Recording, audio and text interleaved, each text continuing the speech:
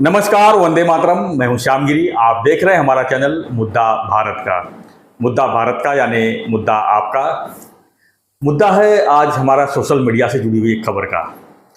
जी हाँ, social media की बात करूं तो लोकसभा चुनाव के दौरान इलेक्ट्रॉनिक मीडिया तो पूरी तरह से मतलब हर कार्यक्रम को दिखाने में व्यस्त थी, लेकिन सोशल मीडिया भी कहीं कम नहीं होती है।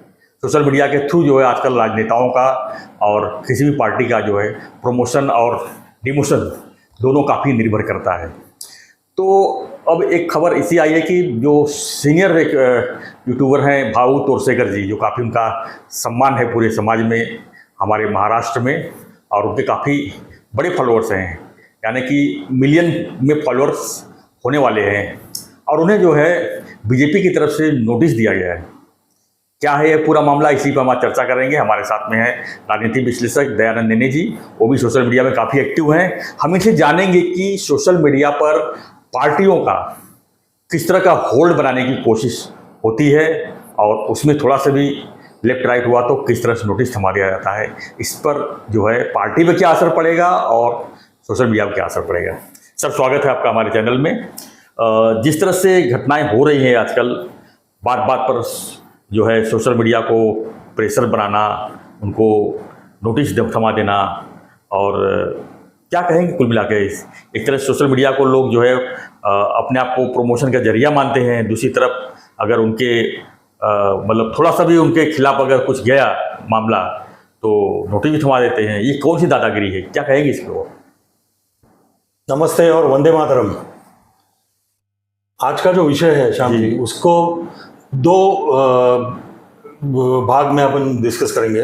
पहला जो वाकया हुआ श्वेता शालिनी, जो भारतीय जनता पार्टी की आईटी सेल की प्रभारी है जी, उसके बारे में। मित्रों, क्या हुआ, कल सवेरे सोशल मीडिया पे बहुत ही हिला देने वाली न्यूज़ आ गई कि भारतीय जनता पार्टी की महाराष्ट्र की सोशल मीडिया की जो प्रभारी है श्वेता शालिनी, उन्होंने सीनियर यूट्यूबर, सीनियर पत्रकार, जो लगभग 55 साल से पत्रकारिता कर रहे हैं और मराठी के सबसे जाने माने पत्रकार जो है, और उससे भी ऊपर जाके वो जो भाजपा के समर्थक है जी, तो उनको एक लीगल नोटिस भेजा। और वो लीगल नोटिस से काफ़ी हलचल मच गई सारे सोशल मीडिया के ऊपर। तो लीगल नोटिस क्यों भेजा था, उसका पूरा एपिसोड का हम आज थोड़ा उसकी खुलासा करते हैं, प्रकाश डालेंगे। एक कहावत है कि जो बूंद से गई वो हौद से नहीं आती। देखिए, भाऊ तोरसेकर जी ने 2 दिन पहले एक वीडियो बनाया। वो रोज वीडियो बनाते हैं, तो उसमें एक जो वीडियो उन्होंने 2 दिन पहले बनाया, उसमें उन्होंने भारतीय जनता पार्टी की सोशल मीडिया सेल जो है उसके फंक्शनिंग के ऊपर, उसके कार्य के ऊपर, कार्यशैली के ऊपर थोड़ी टीका टिप्पणी की। टीका भी तो हो रही है कि जिस तरह से लोकसभा चुनाव के रिजल्ट आए हैं, उसके बाद जो स्थिति बनी हुई है, उसमें टीका होना स्वाभाविक ही है उसमें। तो बिल्कुल सही बात है, पर उन्होंने जो टीका टिप्पणी की उसमें क्या हुआ, वो टीका टिप्पणी में शायद श्वेता शालिनी जी को ऐसे लगा कि वो पूरा उसका जो फोकस है या अटैक जो है वो उन्हें टारगेट बनाया गया है। तो इसके लिए उन्होंने फौरन बिना सोचे समझे, ऐसे हम समझते हैं, उन्होंने सोच के ही या विचार विमर्श करके ही किया होगा, तो उन्होंने एक नोटिस थमा दी डिफेमेशन की भाऊ तोरसेकर जी के नाम पे जी।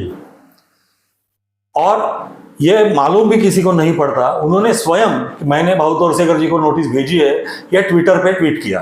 तो ये जैसे उनका ट्वीट आया, एक तहलका मच गया सोशल मीडिया पे, और एक काफी बड़ा बैकलैश श्वेता शालिनी के ऊपर आ गया जी। जितने भी यूट्यूबर है भाऊ तोरसेकर जी के सपोर्टर है, और जो भारतीय जनता पार्टी के फेवर में यूट्यूब पे रोज वीडियो बनाते हैं, ऐसे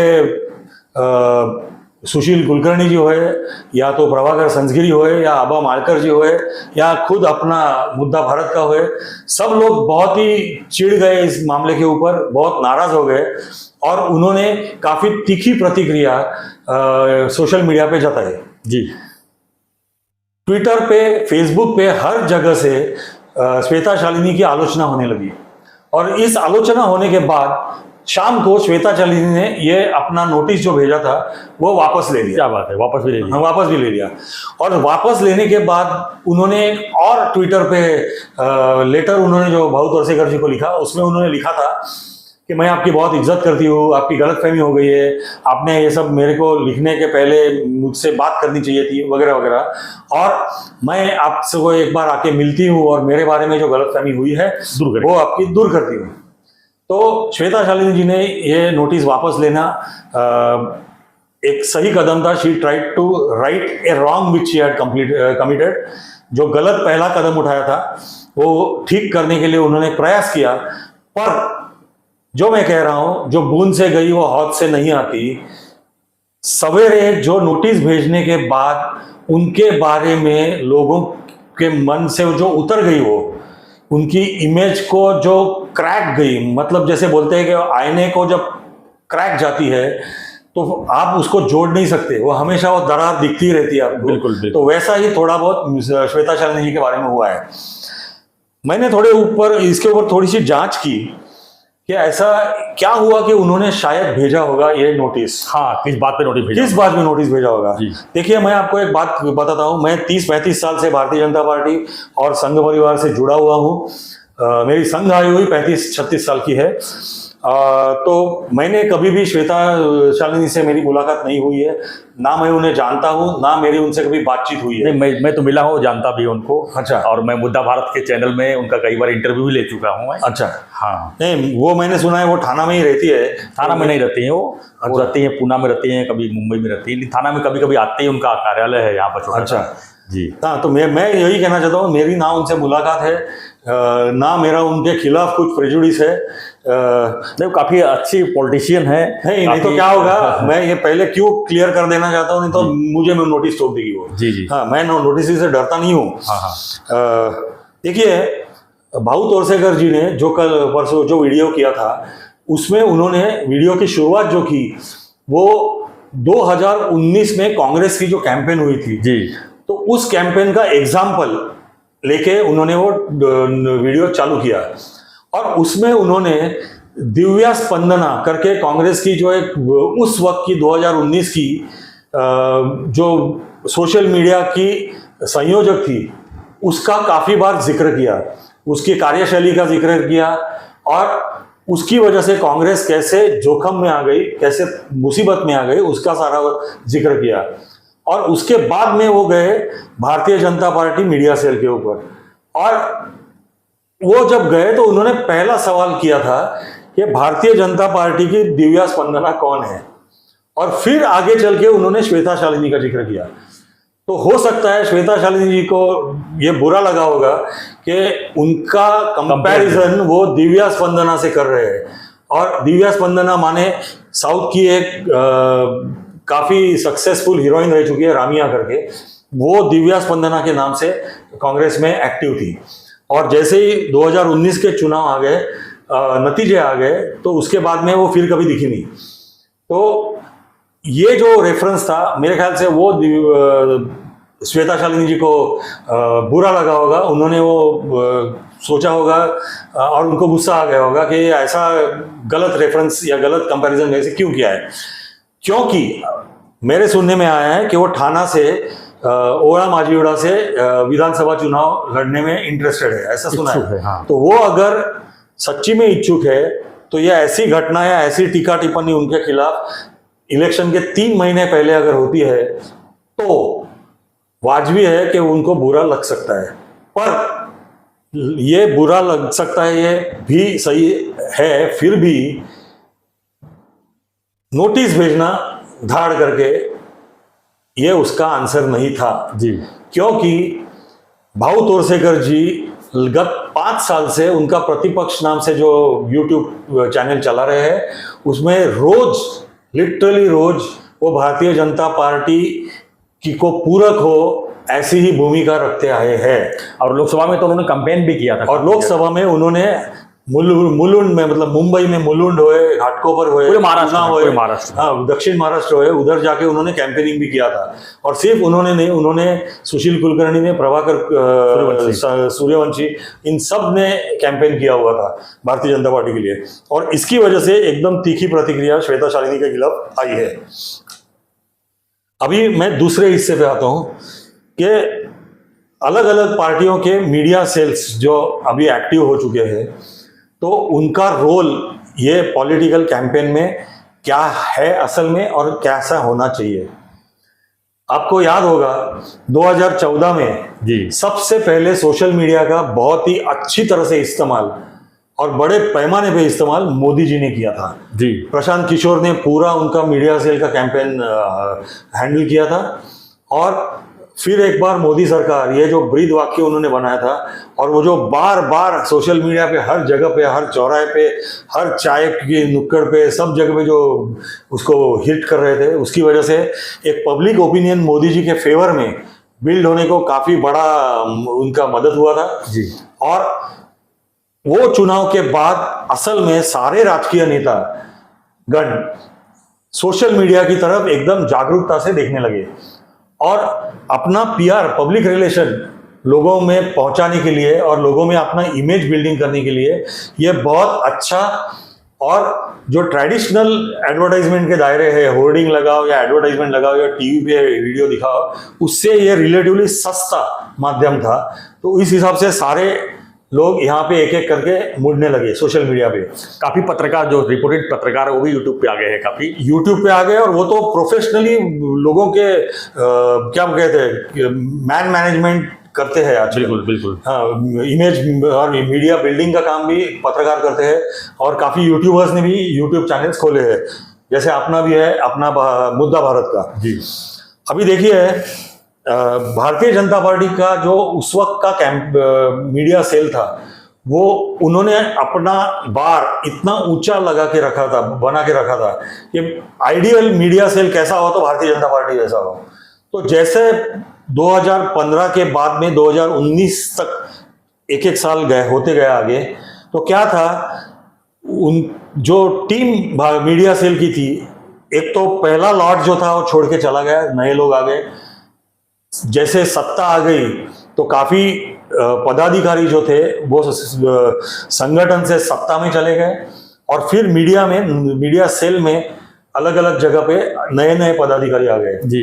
और फिर उनका जो डाउनस्लाइड शुरू हुआ Bharatiya Janata party media cell का, वो वहां से शुरू हुआ कि जो उन्होंने पहले इनोवेटिव आइडिया बनाते थे, लोगों को खुद का एक नैरेटिव बना के सेट करके लोगों का एक ओपिनियन अपनी तरफ खींच रहे थे, वो सब बंद हो गया, वो उल्टा हो गया। उनका काम एक ही हो गया, चापलूसी।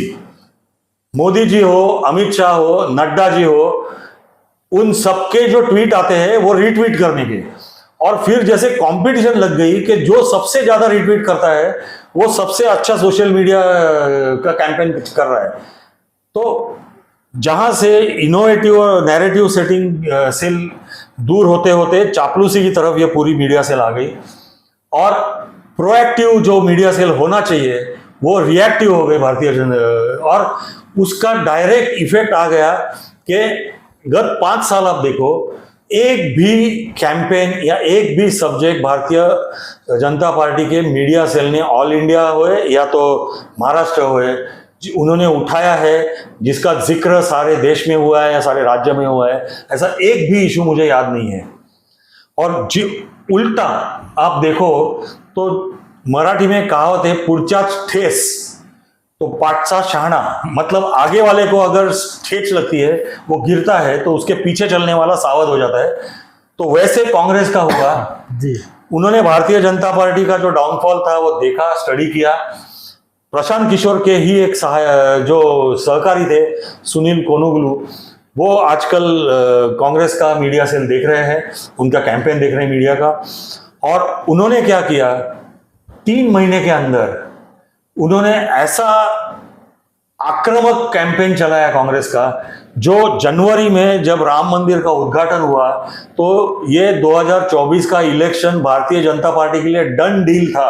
मतलब भारतीय जनता पार्टी अलावा कोई जीत ही नहीं सकता। ये सिचुएशन से कांग्रेस ऑलमोस्ट सत्ता में आ गई, इतना बड़ा परिवर्तन लोगों के मानस में, जनमानस में कांग्रेस के और ऑपोजिशन के मीडिया सेल ने करवाया। मतलब ये ताकत है मीडिया सेल की, अगर प्रोएक्टिवली मीडिया सेल काम करे तो। जो चीज 2014-2019 में मोदी जी ने किया वही चीज लोगों ने उल्टा इस बार कांग्रेस ने किया। यस, बिल्कुल मानना पड़ेगा इसे, बिल्कुल। और ये क्यों किया उसके भी वजह है। मैं सिर्फ भारतीय जनता पार्टी की मीडिया सेल को दोष ही नहीं दूंगा। क्या होता है, आप जब विपक्ष में होते हो तो आपका काम है आलोचना करना, आरोप करना और कुछ सनसनीखेज पैदा करना, वही और लोगों को वही बनता है आजकल। और क्या हो गया, गत 10 साल भारतीय जनता पार्टी सत्ता में है, केंद्र में भी और काफी बड़े अरसे के लिए राज्य में भी। तो ये मीडिया सेल यहाँ की जो है भारतीय जनता पार्टी को, उनको शायद ये गफला हुआ होगा कि अभी हम सनसनी कुछ दे नहीं सकते क्योंकि हम सत्ता में हैं, आलोचना तो कर ही नहीं सकते क्योंकि हम ही सरकार चला रहे हैं, तो लोगों के सामने रखे तो क्या रखे। और वो जो भी रखना चाहते थे लोगों को उसमें इंटरेस्ट नहीं था, क्योंकि लोगों को आप, ये बहुत अनफॉर्चुनेट चीज है कि अच्छा कुछ आप बताने को जाओ तो लोगों को इसमें इंटरेस्ट नहीं रहता। किसी की आलोचना करो, किसी की गाली गलौज करो, किसी के बारे में बुरा कहो तो लोगों को उसमें ज्यादा इंटरेस्ट होता है। और ये इसका बैलेंस ढूंढने में मेरे ख्याल से महाराष्ट्र की जो मीडिया सेल है भारतीय जनता पार्टी की, वो फेल हो गई है, और इसकी वजह से ये इनकी स्थिति आज आ गई है। तो नैनी जी, अभी विधानसभा चुनाव है और इसमें इस तरह का नोटिस भेजना और इस तरह से सोशल मीडिया पर दबाव बनाना कितना हद तक सही है? देखिए, असर नहीं पड़ेगा इस पे? नहीं, मैं तो बोल रहा हूँ असर पड़ना चालू हो गया है। कल से ही जो भारतीय जनता पार्टी के फेवर में चलाने वाले सारे यूट्यूबर्स है, उन्होंने सबने इसके ऊपर काफ़ी गुस्सा जताया है, और उन्होंने तो कह दिया है कि हम आगे चल के भारतीय जनता पार्टी के बारे में हमेशा उनकी बाजू रखना अभी करेंगे ही, ऐसा आप हमें टेकन फॉर ग्रांटेड मत करो। और दूसरी बात उन्होंने जो कही है कि वो, या तो हम, जो मैं कहता हूं अपने मुद्दा भारत के ऊपर, कि हम भारतीय जनता पार्टी का जो पक्ष रख रहे हैं, क्योंकि भारतीय जनता पार्टी हिंदुत्व की साइड लेती है, पर अभी समय आ गया है इनका जो जिस तरीके का प्रेशर बिल्डिंग और दादागिरी है जो उन्होंने करना शुरू किया है, तो हिंदुत्व अलग रखे और भारतीय जनता पार्टी का पक्ष रखना, ये दो अलग अलग चीजें हैं, और दोनों अलग अलग रखे, अलग अलग नजरिया से उनकी तरफ देखा जाए, ऐसा करने का वक्त आ गया है, ऐसे मुझे कहना है। धन्यवाद नैनी जी। तो हमारा भी सुझाव यही है कि श्वेता शालिनी जी को मैं अच्छी तरह जानता हूँ, एक अच्छी पॉलिटिशियन है, लेकिन जिस तरह से एक पत्रकार यूट्यूबर है, तो इसका मतलब ये नहीं कि किसी का पैसा लेके कुछ कंपेनिंग कर रहा है। एक पत्रकार निष्पक्ष जो है अपनी आवाज़ रखता है, और कहीं से आपकी गलती, आपके फेवर में अगर हम काम कर भी रहे हैं, आपको अगर हम मानते हैं कि अच्छा आप काम कर रहे हैं इसलिए मैं आपके फेवर में काम कर रहा हूं, तो इसका मतलब ये नहीं कि हमारी मजबूरी है। अगर आप गलती कर रहे हैं तो उसको टीका टिप्पणी करना भी हमारा ही काम है, क्योंकि वो चीज़ें जो आपके अंदर कमियां हैं, अगर हम नहीं बोलेंगे और लोगों के बीच में नहीं जाएगा तो आप सुधार नहीं पाएंगे। इसका मतलब ये नहीं कि आप हमको नोटिस भेज देंगे और नोटिस भेज के जो है किसी पत्रकार की आवाज़ को दबा देंगे। तो फ्रेंड्स, आप भी आप बताएं अपने रिएक्शन में बताइए कि क्या ये सही है नोटिस भेजना बीजेपी की तरफ से यूट्यूबर को, पत्रकारों को नोटिस भेजना क्या सही है? तो हमें जो है कमेंट बॉक्स जरूर लिखिए, और हम फिर इस पर निषेध करते हैं कि किसी पत्रकार को छोटे छोटे चीज़ों पर अगर नोटिस भेजना, ये भी बहुत ही निंदनीय है। तो श्वेता जी से मैं मिलूंगा, उनसे मुलाकात भी लेने की कोशिश करूंगा, उनका इंटरव्यू लूंगा और इस पर जो है पूरी खुलासा करूंगा जरूर। तो बने रहिए हमारे साथ, देखते रहिए हमारा चैनल मुद्दा भारत का। चैनल को लाइक, शेयर और सब्सक्राइब जरूर कीजिए। धन्यवाद सर, धन्यवाद नैनी जी, जय हिंद।